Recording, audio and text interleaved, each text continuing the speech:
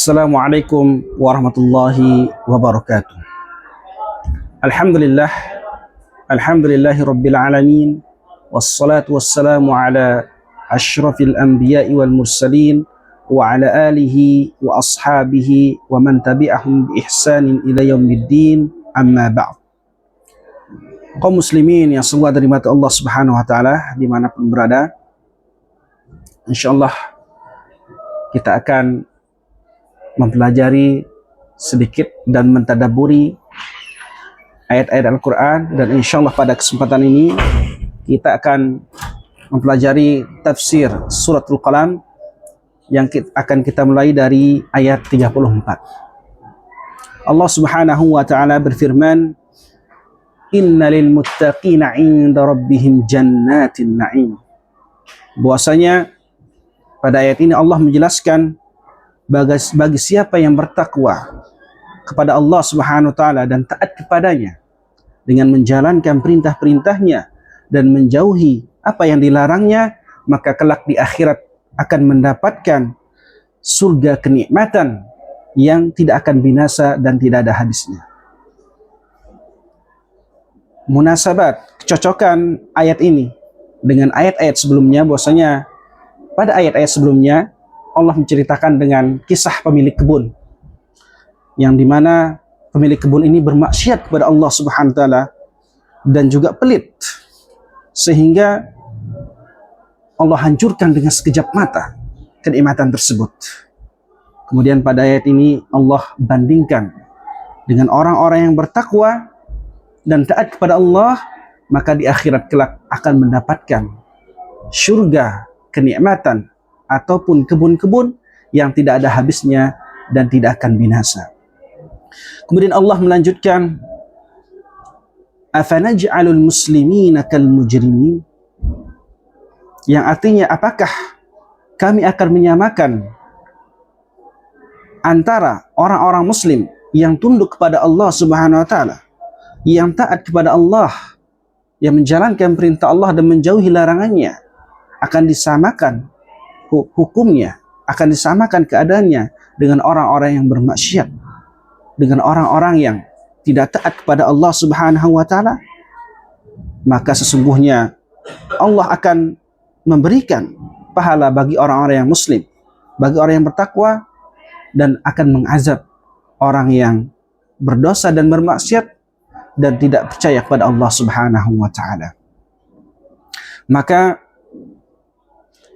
Allah mencantumkan ayat ini adalah sebagai bantahan kepada orang-orang musyrikin, Abu Jahal dan Abu Lahab dan para komplotannya, yang mengatakan bahwasanya orang-orang musyrikin tidak percaya dengan adanya hari kiamat, tidak percaya dengan adanya hari pembalasan.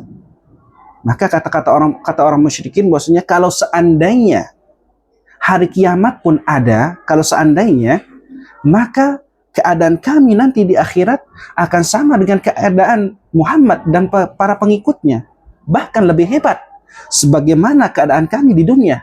Kita tahu bahwasanya ya, pada awal-awal masuknya Islam, ya, maka orang-orang muslim dari kalangan para du'afa, dan orang musyrikin adalah kaum zu'ama, para pembesar. Maka ini adalah bantahan. Yang pertama, Allah bantah secara akli, secara akal, bahwasanya ini adalah logika yang cacat, logika yang konyol, menyamakan hukuman bagi orang-orang yang taat kepada Allah dan menyamakan dengan orang-orang yang bermaksiat kepada Allah. Maka ini secara akal ini tidak adil. Ya. Kemudian Allah lanjutkan, malakum kaifa tahkumun, apa yang menimpa kalian wahai orang-orang musyrikin sehingga terjadi kekacauan dalam berpikir, cacat logika, ya, atau rusaknya pandangan. Bagaimana kalian bisa memutuskan hukuman yang zalim, seolah-olah urusan balasan akhirat ini diserahkan kepada kalian dan kalian bisa memilih sesuka hati. Maka ini adalah bantahan secara akal. Maka ini tidak adil. Secara akal kita akan menyamakan hukuman orang yang baik dan orang yang jahat. Tentu ini adalah hukuman yang tidak adil.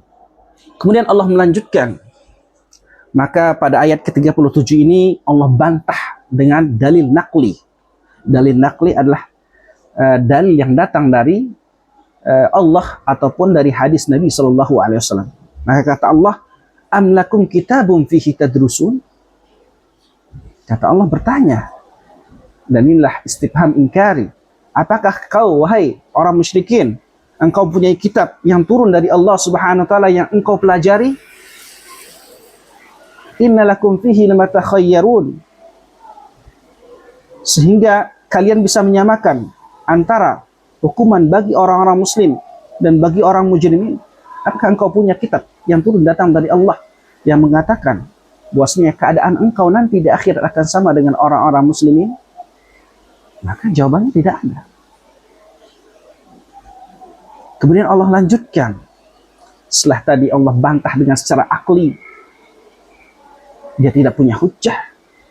Allah bantah dengan dalil nakli. Apakah punya kitab? Juga tidak punya. Kemudian Allah lanjutkan, am lakum aymanun alaina balighatun ila yaumil qiyamah innalakum lama tahkumun. Yang artinya, ataukah kalian, wahai orang-orang musyrik, memiliki janji dengan Allah atau kesepakatan, aiman, janji atau kesepakatan, atau sumpah yang bersifat abadi, yang berlanjut sampai hari kiamat, bahwasanya innalakum lama tahkumun, kalian akan mendapatkan hukuman yang bisa kalian pilih-pilih. Apakah orang musyrik punya janji dengan Allah? Maka ini juga tidak ada. Kemudian Allah lanjutkan, salhum ayyuhum bidzalika za'im. Wahai Muhammad, tanyakanlah kepada orang-orang musyrikin, siapakah za'im mereka? Siapakah yang menjamin?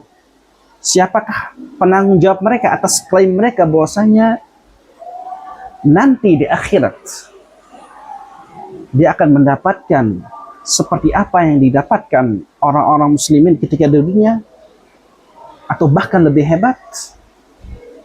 Apakah mereka punya penjamin, dhaman? Maka juga tidak ada yang bisa menjamin. Tidak ada yang menjamin. Maka Allah lanjutkan, am lahum syuraka'u falyatu bi syurakaihim in kanu shadiqin. Maka tadi korelasinya atau munasabahnya dengan ayat sebelumnya, tadi yang pertama Allah bantah dengan dalil akli, juga tidak ada jawabannya. Allah bantah dengan dalil nakli, juga dia tidak punya hujjah.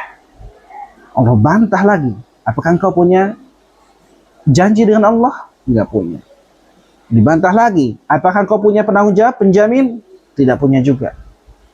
Nah sekarang, pada ayat ini, Allah, mungkin orang musyrikin punya hujah yang lain. Oh, kami punya orang yang bisa memberikan kami pahala di akhirat kelak. Maka kata Allah, falyatu bisyurakaihim, maka datangkan siapa orang yang bisa memberikan kenikmatan nanti di akhirat kelak. Datangkan yang bisa memberikan engkau pahala dan kenikmatan di akhirat kelak, in kuntum shadiqin, kalau engkau benar-benar orang yang jujur kepada Allah Subhanahu wa taala. Maka faidah ilmiah dan tarbiyah yang bisa kita dapatkan dari ayat ini bahwasanya adalah orang yang menyamakan orang-orang muslim dengan orang-orang musyrik atau para pendosa, bahwasanya hukumannya sama nanti di akhirat kelak, maka ini adalah cacat logika, kerancuan dalam berpikir. Maka tidak akan sama. Sebagaimana kata orang-orang liberal, bahwasanya semua agama ini sama. Yang penting engkau baik, apapun agamamu, maka engkau akan mendapatkan kebaikan di akhirat kelak. Maka justru bantahan, atanaj'alul muslimina kal mujrimin. Maka tidak akan sama.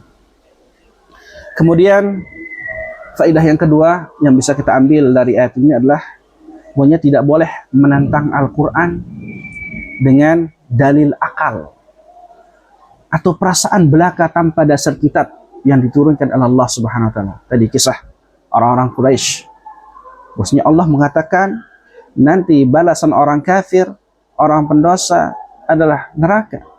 Balasan orang muslim adalah surga. Tapi dia bantah dengan perasaan mereka bahwasanya mereka orang musyrik akan mendapatkan kenikmatan di surga nantinya. Maka ini tidak boleh. Membantah dalil Al-Quran dengan perasaan belaka yang tidak bersandar dengan dalil-dalil naqli. Kemudian faedah ketiga yang bisa kita dapatkan dari ayat ini adalah bahwasanya Allah menggunakan timbangan akal yang benar untuk membedakan antara hal-hal yang berbeda. Maka kaidah para ulama, al-aqlus salim la yu'aridun naqlis sahih. Akal yang sehat tidak akan bertentangan dengan dalil naqli yang sahih. Kemudian yang terakhir, bahwasanya ketika Allah bertanya, salhum ayyuhum bizalika za'im, kita akan temukan kalau kita belajar fikih ada namanya bab dhaman, za'im atau dhaman atau penjamin. Di sini ada di antara dalil yang menetapkannya adanya dhaman dalam syariat kita. Apa itu dhaman? Seperti begini. Misalkan si A ingin meminjam uang 10 juta kepada si B. Maka si B meminta siapa yang bisa menjamin dia nanti dia bisa bayar hutang. Jangan-jangan nanti dia kabur. Jangan-jangan nanti dia nggak bisa bayar hutang. Maka si B meminta kepada si A, siapa yang bisa menjamin engkau nanti engkau bisa bayar hutang. Maka dia mendatangkan si C. Oh, saya punya si C yang bisa menjamin. Nanti kalau seandainya si fulan A ini kabur ataupun tidak bisa bayar hutang, maka si B bisa menagih hutang kepada si C karena dia yang sudah menjamin si A dalam membayar hutang. Inilah faidah-faidah yang bisa kita ambil. Semoga bermanfaat bagi kita semuanya. Assalamualaikum warahmatullahi wabarakatuh.